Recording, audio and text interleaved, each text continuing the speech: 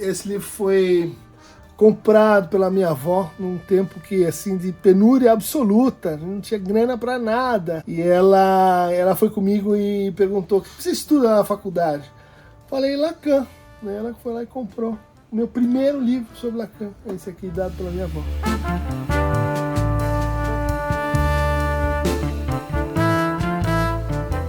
O Imbecil Coletivo, do falecido Olavo de Carvalho, com quem eu tive vários entreveros, né? É um trabalho muito interessante para a gente entender o que era o Brasil dos anos 50. Ele escreveu muito, escreveu uma carreira longa, né? E como a gente tinha já ali formação de uma espécie de pensamento conservador brasileiro e seus equívocos, né? Ali fica mais fácil de entender a gênese da coisa. Acho que é um dever metodológico, né? A gente estudar não só aqueles que concorrem, né, para produzir assim, na mesma área, na mesma perspectiva epistemológica, mas aqueles que te criticam e aqueles que estão, vamos dizer assim, no polo oposto. Senão a tendência é mesmo dogmatismo.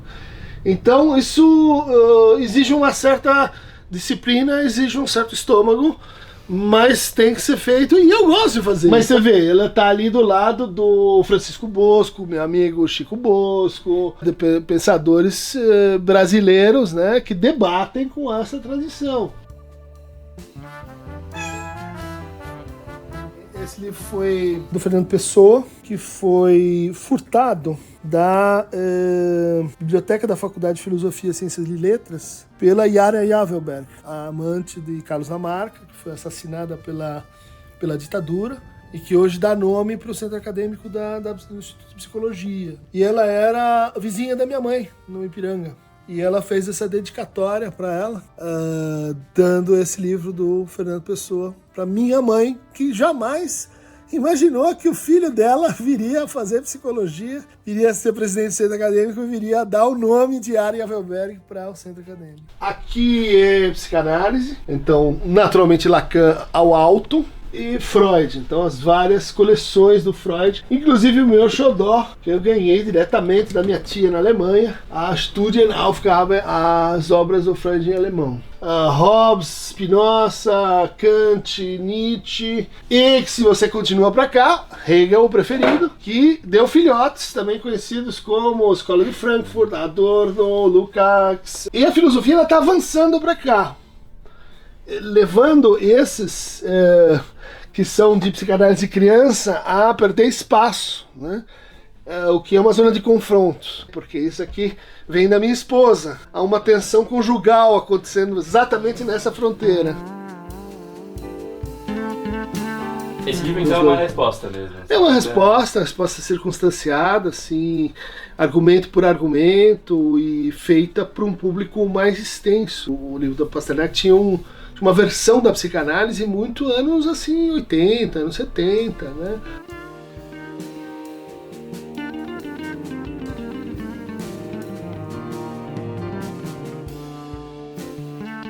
Ela pegou um cara que não foi traduzido no Brasil, que é uma biografia considerada assim, feita para vender, polêmica, dizendo que o Freud, enfim, centrado no Freud e a cocaína. Aqui tem um estudo, Freud, vários trabalhos sobre Freud e a cocaína. Todo mundo sabe desse negócio. Mas aí você pega lá e diz: Freud tinha negócio com a cocaína, Freud saiu com a cunhada. Uma biografia totalmente assim, periférica, né? Para quem estuda o assunto. Não, tá lá representando o que foi a vida, a obra do Freud, né? Vários estudos sobre eficácia e eficiência de psicanálise. Esse livro aqui em alemão, Psychanalytische Forschung, mostra todas os dados comparativos, né, de eficácia da clínica psicanalítica. Ou no fundo o livro é um livro para assim compilar, né, argumentos para mostrar que a psicanálise tem a sua forma de apresentar resultados, né? Um livro que talvez seja interessante mencionar é o livro que eu considero o livro zero da biblioteca. Quando a gente estava na faculdade, minha esposa e eu, e a gente ia se casar, assim, mais ou menos, e daí ela ganhou uma bolsa de iniciação científica. É uma bolsa relativamente simples, né? Mas ela pegou 3 primeiros salários da bolsa e me deu o vocabulário de filosofia de André Lalande. À época era uma coisa que só tinha em português de Portugal, né, feito pela Hess. Uma declaração dessas, irresistível, a gente está casado até hoje. Esse livro que é um xodó para mim, tanto que eu tenho essa mania de colocar marcas, a foto dos meus filhos pequenos, nos livros que são de maior uso, né? É o caso da Inconstância da Alma Selvagem, do Viveiros e Castro, porque depois de um tempo, a circulação dos livros, né, começou a ficar muito mais intensa. Então, especialmente os livros meus, eu precisava marcar de alguma forma para não dar para alguém. Eu me lembro quando minha filha devia ser uns 5, 6 anos, eu perguntei para ela, então filha, o que você quer de aniversário? Ela falou, pai, eu quero que você prometa que você não vai escrever nenhum livro mais. Porque quando eu escrevi o livro, eu ia ficar longe dela e tal. Então, aos poucos, a gente foi se reconciliando, né? Hoje a gente tem uma conversa sobre livros que é muito... Essa biblioteca, ela adquiriu esse formato por causa dela. Inclusive o anexo, que foi obra e construção, porque a briga era tamanha por espaço aqui.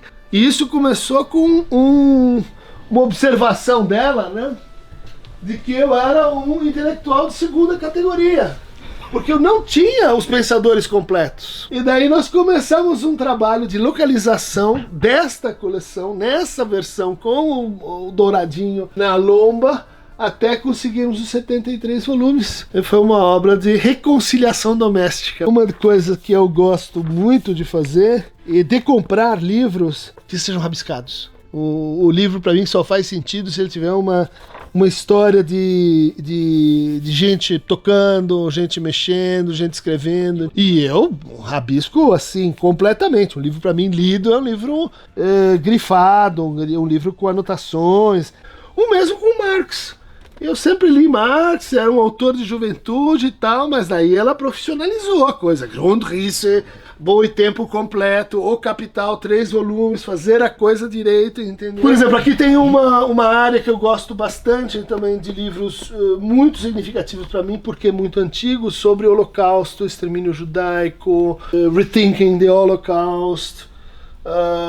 Esse é outro trabalho muito importante, a linguagem do Terceiro Reich, enfim, é uma coisa que, como descendente de alemães, a gente tem como uma espécie de tarefa histórica de ajuste de contas, né? Esse trabalho eu li mais recentemente, O Reino. Achei incrível, é uma reconstrução de como aconteceu a terceira onda do neopentecostalismo no Brasil. Como foi a história do Edir Macedo, né? Então, como ele comprou a TV Record, como ele inventou o sistema do dízimo, como ele inventou uma igreja baseada em franchising. Entrando na fila, o impossível, o inenarrável, o interminável, enfim, Joyce brasileiro.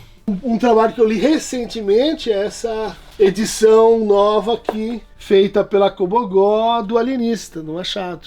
Comentada e tal, bem legal. Mas você vê, é literatura, mas é uma literatura, vamos dizer assim, orientada para temas psicanalíticos. Sim. A gente imagina que uma boa biblioteca é onde as pessoas, os livros, eles, quando você vai dormir, eles ficam conversando à noite, né? Então vai dar uma boa conversa entre Vladimir Safado e Zygmunt Bauman. Eu acho que vai dar.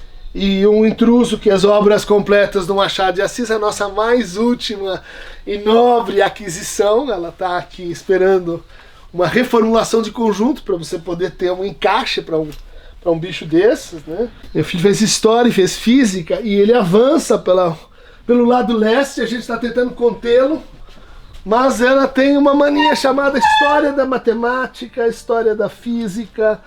Então uma parte fica lá no lugar onde ele dá aula, outra parte fica aqui. Por exemplo, um exemplar original dos estudos do grupo de Bourbaki na França, 39, né?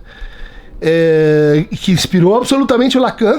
Então esse é um livro, vamos dizer assim, também de disputa, que esses são os folhetos que eles vendiam, né? Com as edições originais, né? Da recomposição da matemática que eles propuseram. Os matemáticos franceses morreram na Primeira Guerra Mundial, então os garotos se reuniram e falaram: nós precisamos inventar um novo jeito de dar aula de matemática. E nós vamos dar a partir da lógica. Então nós vamos expor toda a matemática como um organismo lógico mais ou menos dedutivo. Não deu certo, é uma complicação danada, mas isso aqui é uma das preciosidades da casa. Fala bom dia pra galinha.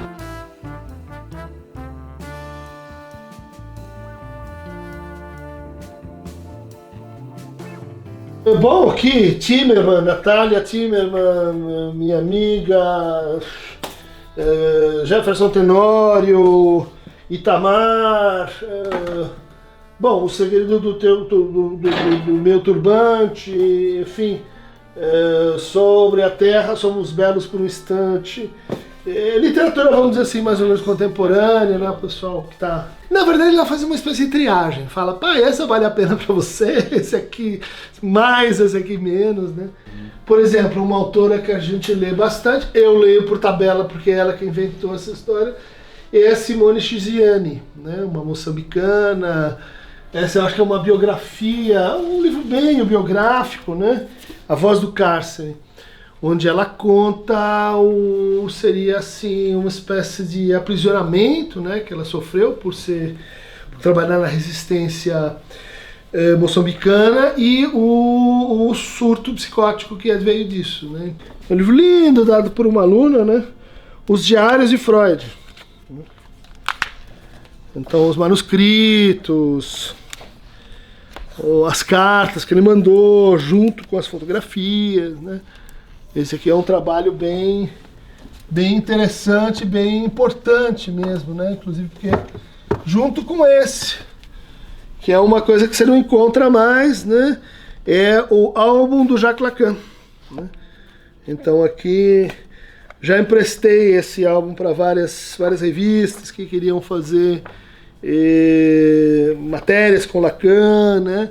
Então é um álbum feito pela filha dele, Judith Miller, né? Quantos exemplares, cara! Houve uma época, mas já faz tempo, em que a gente tinha chegado em 7.000, uma coisa assim.